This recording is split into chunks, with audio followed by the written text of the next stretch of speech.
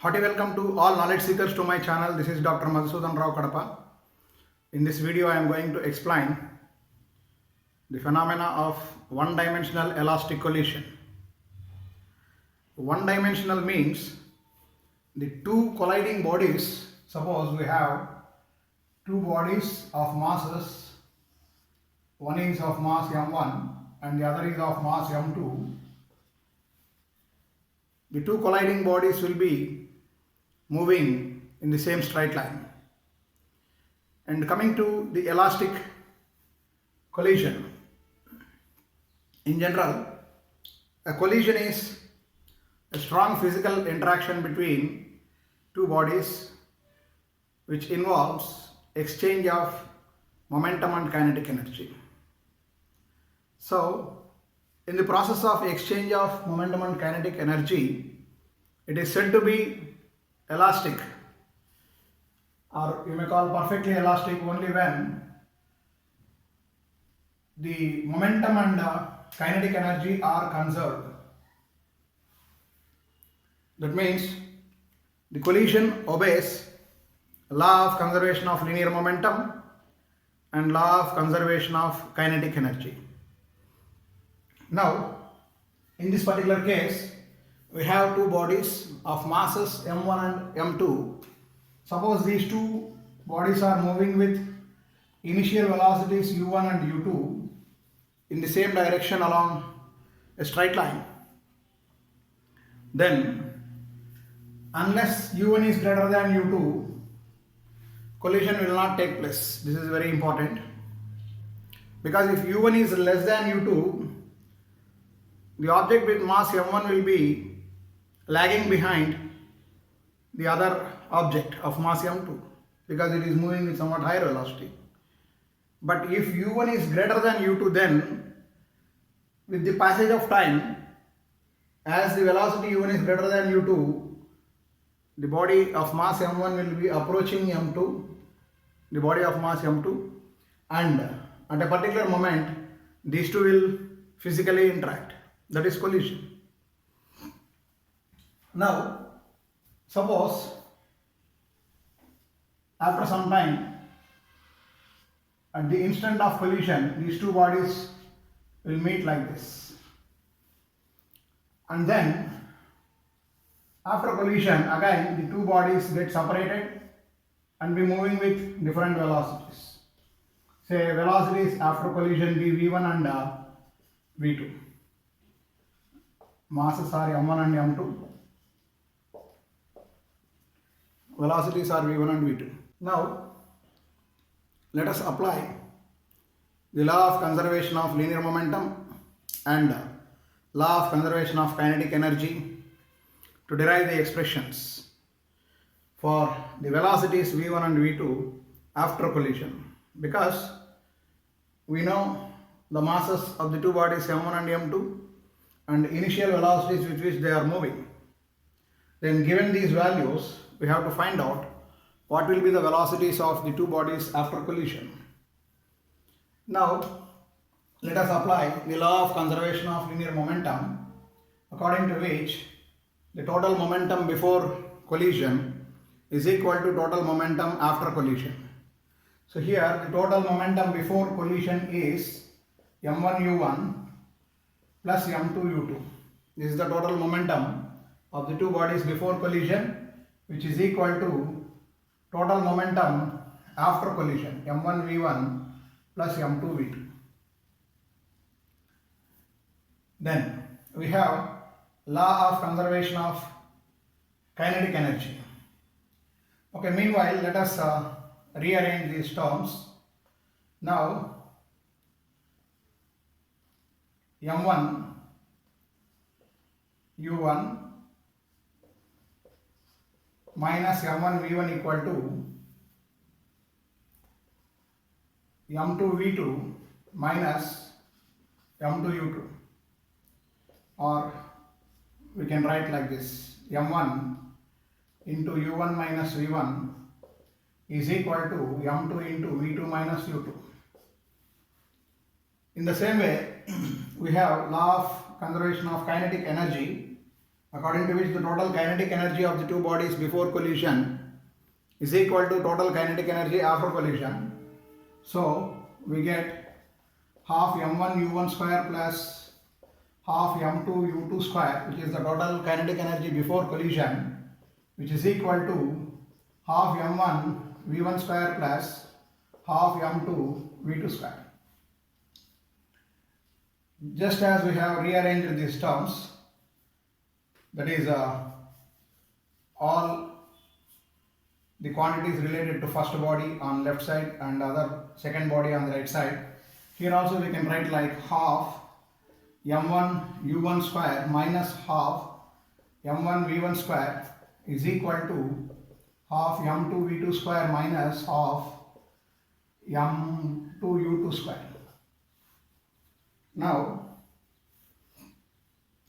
here we can take out half m1 common, u1 square minus v1 square.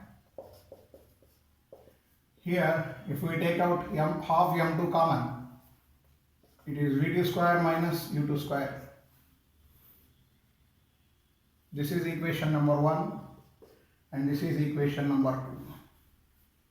Now let us divide equation 2 by equation 1.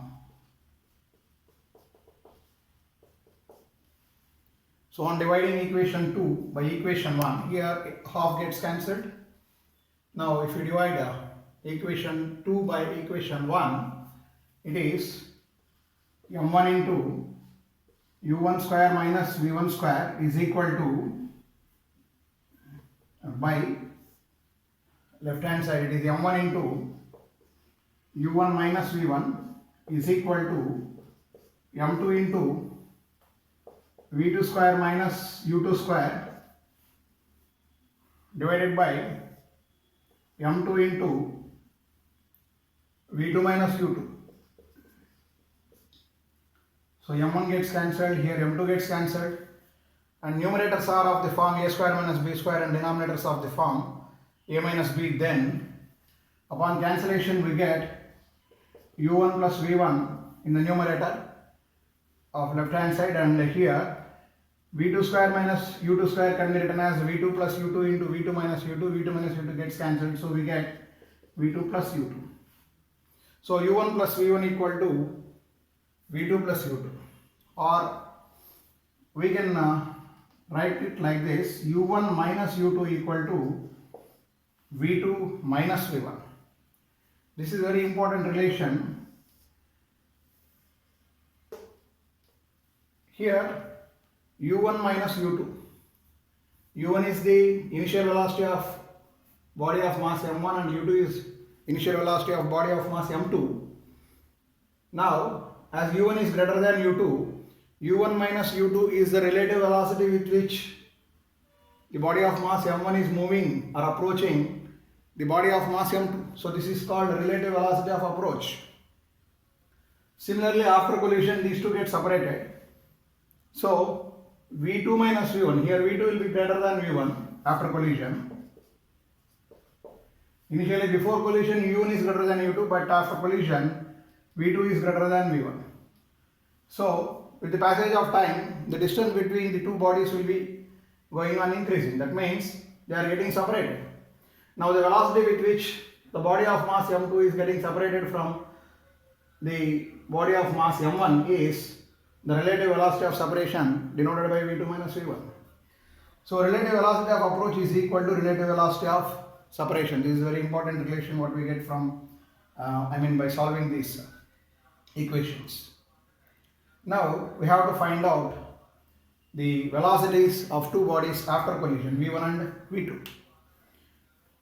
For that we can use the basic equation. Here we may not require this part. Now using the basic equation, that is for law of conservation of linear momentum. In this, if you want to find out the value of v1, we can write this as v2 equal to u1 plus v1 minus u2. So substitute for v2, Then we have m1 u1 plus m2 u2 equal to m1 v1 plus m2 into, in place of v2 if we substitute, u1 plus v1 minus u2. Now rearranging these terms, we have m1 u1 plus m2 u2 on the left hand side is equal to m1 v1 plus m2 u1 plus m2 v1 plus m2 v1 minus m2 u2. Now as we need the value of v1, sending the other terms to the left hand side, we get m1 u1 plus m2 u2 minus m2 u1 plus m2 u2 is equal to m1 plus m2 into v1, or otherwise here it is m1 minus m2 into u1 from the first and third term plus m2 u2 and m2 u2, it is 2m2 u2 is equal to m1 plus m2 into v1. Therefore v1 may be written as m1 minus m2 by m1 plus m2 into u1 plus 2m2 by m1 plus m2 into u2. So this is the expression for v1. In the same way, we can derive the expression for v2 also. To get v2, we have to make v1 as subject. Then v1 equal to v2 plus u2 minus u1. Now substituting for v1 here, we have m1 u1 plus m2 u2 equal to m1 v1 plus m2 v2. Now m1 u1 plus m2 u2 is equal to m1 into, in place of v1 we can write v2 plus u2 minus u1 plus m2 v2. Now m1 u1 plus m2 u2 is equal to m1 v2 plus m1 u2 minus m1 u1 plus m2 v2. Now rearranging these terms and having m2 v2 on the right hand side, m1 u1 plus m2 u2 minus m1 u2 plus m1 u1 is equal to m1 plus m2 into v2. Then we can write this as m1 m2 minus m1 into u2, these two terms, and the m1 u1 plus m1 u1 is 2 m1 u1 is equal to m1 plus m2 into v2. Therefore we can write v2 as m2 minus m1 by m1 plus m2 into u2 plus 2m1 by m1 plus m2 into u1. So using the expression for law of conservation of momentum, expression of law of conservation of momentum, we have derived the expressions for velocities of the two bodies after collision. So this is how we can find out, using these two relations we can find out the velocities of the two bodies after collision. And here we have some special cases of collision between bodies, like what if the two bodies are of same mass, that is if m1 equal to m2, then what will be the values of v1 and v2? If m1 is much greater than m2, that means M1 is a very big object. That means the first object is very big and second object is very small. That means M1 is very large compared to M2, or vice versa. M2 is very large compared to M1. So in different cases, what will be the values of V1 and V2? So in some other video, I will explain the special cases in the one-dimensional elastic collision. Thank you very much.